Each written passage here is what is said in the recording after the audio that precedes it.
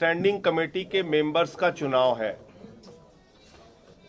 चुनाव से पहले वो भारतीय जनता पार्टी जिसको दिल्ली की जनता ने बुरी तरह पराजित कर दिया, वो भारतीय जनता पार्टी जिसके खिलाफ दिल्ली की जनता ने जनादेश दिया, 15 साल के उनके कुशासन को खारिज किया, हराया, वो भारतीय जनता पार्टी खूनी खेल एमसीडी के सदन में कर रही है। और ये मैं क्यों कह रहा हूं? ये हमारे 2 बार के चुने हुए पार्षद हैं, नेता विरोधी दल थे पिछली बार, प्रवीण कुमार जी, ये चुनकर आए हुए हैं, आम आदमी पार्टी के टिकट पे चुन के आए हुए हैं, और इनके ऊपर जानलेवा हमला सदन के अंदर किया गया, जहां बीजेपी के 7 सांसद मौजूद हैं, सारे पार्षद मौजूद हैं। इनके ऊपर इस तरीके से इनको लहूलुहान कर दिया गया, इनका खून बहाया गया, इनके कपड़े फाड़ दिए गए। क्या मांग थी इनकी? कि जो एमसीडी की परंपरा हमेशा से रही है, जो चुन के पार्षद आते हैं उनका शपथ पहले कराइए। लेकिन जो चुनाव में हारी हुई बीजेपी है, उसके मन में काला चोर बसा हुआ है। वो नॉमिनेटेड मेंबर्स को, जिनको 1 वोट भी जनता ने नहीं दिया, उसको मेयर के चुनाव में, डिप्टी मेयर के चुनाव में, स्टैंडिंग कमेटी के मेंबर के चुनाव में वोटिंग राइट देना चाहते हैं, यानी कि मत देने का अधिकार देना चाहते हैं। इस मंशा के कारण, इस साजिश के कारण उन्होंने पहले नॉमिनेटेड मेंबर्स की शपथ शुरू करा दी, जो कि कभी आज तक एमसीडी के इतिहास में नहीं हुआ। एमसीडी के नॉमिनेटेड मेंबर्स को ना तो मेयर में वोटिंग राइट है, ना डिप्टी मेयर में वोटिंग राइट है, ना स्टैंडिंग कमेटी के चुनाव में वोटिंग राइट है। ये अपने शपथ लेने की मांग कर रहे हैं, ये इनका गुनाह है? इनकी जान ले लोगे आप? क्योंकि ये चाहते हैं कि हमें शपथ करा दो, हम चुन के आए 2-2 बार से, इसलिए इनकी जान ले लेंगे आप? तो मैं चाहूंगा पहले प्रवीण कुमार जी पूरी, और इस पूरे गंदे खेल में कांग्रेस का हाथ बीजेपी के साथ, यहां जितने 9 के 9 पार्षद चुन के आए हैं कांग्रेस पार्टी के, वो सब भारतीय जनता पार्टी की मदद में लग गए हैं वॉकआउट करके। और इसका प्रमाण यह है कि जो इनकी नेता सदन है नाजिया, उसको हज कमेटी का चेयर बनाने का प्रस्ताव बीजेपी के कहने पे एलजी ने पास कर दिया आज ही। उसकी फाइल चल गई। 50-50 लाख रुपए में एक पार्षदों की डील हुई है, 4.5 करोड़ रुपए में डील हुई है। इन सारे सवालों का जवाब देना चाहिए, सामने आके देना चाहिए। और ये जो खूनी खेल हो रहा है, अगर देश के गृह मंत्री इस खूनी खेल को देख रहे हैं, दिल्ली की कानून व्यवस्था उनके अधीन है, एमसीडी का सदन सुरक्षित नहीं है, यहां पार्षदों पे जानलेवा हमला किया जा रहा है, आपको सामने आना चाहिए और स्पष्ट करना चाहिए कि अगर जनता ने आपको हरा दिया तो क्या गुंडागर्दी के दम पे, तानाशाही के दम पे, लोकतंत्र का गला दबा के आप मेयर बनाना चाहते हो, डिप्टी मेयर बनाना चाहते हो, स्टैंडिंग कमेटी के मेंबर बनाना चाहते हो? तो इसलिए मैं चाहूंगा प्रवीण जी अपनी बात आपके सामने रखेंगे, फिर सौरभ भाई। आज हम सब लोग जितने भी आम आदमी पार्टी के पार्षद जब सदन के अंदर पहुंचे शपथ लेने के लिए, तो उससे पहले ही बीजेपी की गुंडागर्दी उनकी प्लानिंग थी कि ज़बरदस्ती गैर कानूनी तरीके से अल्डरमैन जो उन्होंने गुंडे बना के भेजे हैं यहाँ पर, उनको शपथ दिलाने का काम वो कर रहे थे। उसके ऊपर हम लोगों ने, मैंने खुद वहाँ पर ऑब्जेक्शन किया कि हम लोग चुने हुए पार्षद, और आज तक कभी भी कॉरपोरेशन के इतिहास में ऐसा नहीं हुआ कि चुने हुए को बाद में शपथ दिलाई जाती है। हमेशा जो भी अल्डरमैन बनते हैं उनको बाद में शपथ दिलाई जाती है।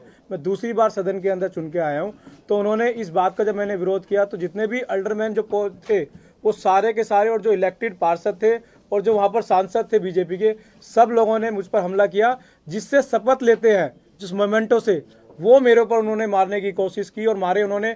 मैंने हाथ लगाया, मेरे सर पे भी लग सकती थी चोट।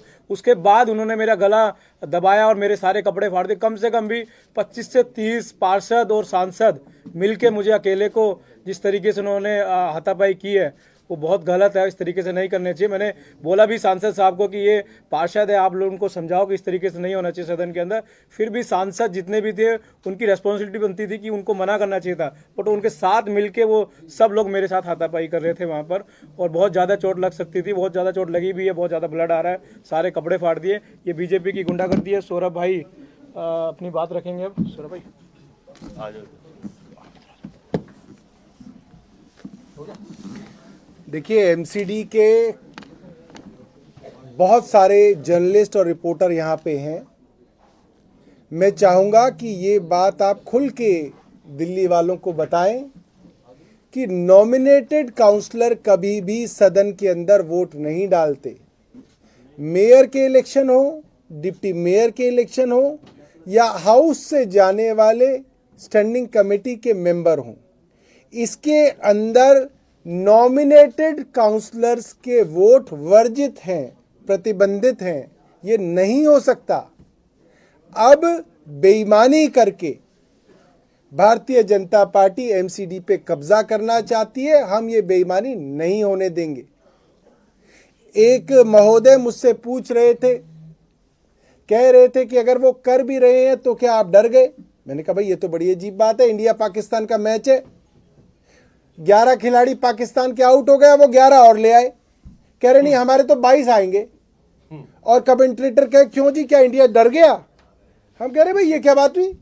जो नियम होगा वो नियम से ही तो चलेगा। ये तो फिर 11 और आउट हो जाएंगे, कहेंगे 11 और आ गए, हम हमारे 33 लड़ेंगे। फिर वो कहेंगे क्या इंडिया डर गया पाकिस्तान से? तो बेईमानी से तो हर आदमी डरता है, कौन नहीं डरेगा बेईमान से और बेईमानियों से? तो ये बात डरने की नहीं है, ये बात उसूलों की है। इस वक्त जिस तरीके से भारतीय जनता पार्टी और उपराज्यपाल महोदय बेईमानी पे उतर आए हैं, पूरी दिल्ली इनकी बेईमानी देख रही है। और जो गुंडागर्दी की है, जो जानलेवा हमला हमारे भाई प्रवीण पे किया है, ये गुंडागर्दी नहीं चलने देंगे। हम कांग्रेस नहीं है, ये आम आदमी पार्टी है। आम आदमी पार्टी भारतीय जनता पार्टी से लोहा लेना जानती है और इनके ही भाषा में इनका जवाब देना जानती है। ठीक है सुशील जी। देश के अंदर लोकतंत्र की रक्षा के लिए कानून बने हैं और ये देश संविधान के हिसाब से चलता है। जो दिल्ली म्युनिसिपल कॉरपोरेशन का कानून है, सेक्शन 3(1) के अंदर प्रोहिबिटेड है कि नॉमिनेटेड पार्षद वोट नहीं डाल सकते। और परंपरा इस सदन की रही है कि हमेशा चुने हुए लोगों को पहले शपथ दिलाई जाती है, उसके बाद चुनी हुई सरकार की सलाह से पार्षद नॉमिनेट होते हैं और वो नॉमिनेटेड पार्षद सदन की कार्रवाई में हिस्सा ले सकते हैं, वोट नहीं कर सकते।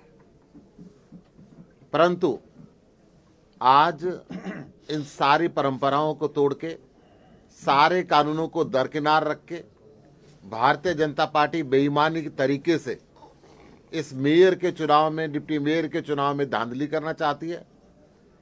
चुने हुए पार्षद जो दिल्ली की जनता ने चुन के भेजे हैं, उनकी अहमियत को कम करके पहले नॉमिनेटेड लोगों को ये शपथ दिलाना चाहते हैं, फिर उनसे वोट कराना चाहते हैं, जिसका विरोध सदन के अंदर जब किया गया तो जानलेवा हमला किया गया, खून निकाल दिया गया, कपड़े पाड़ दिए गए, दबोचा गया और गुंडागर्दी का माहौल सदन में हुआ है। इसकी हम निंदा करते हैं और दिल्ली की जनता ये सब चीजें देख रही है कि किस तरीके से भारतीय जनता पार्टी बेईमानी पे उतर आई।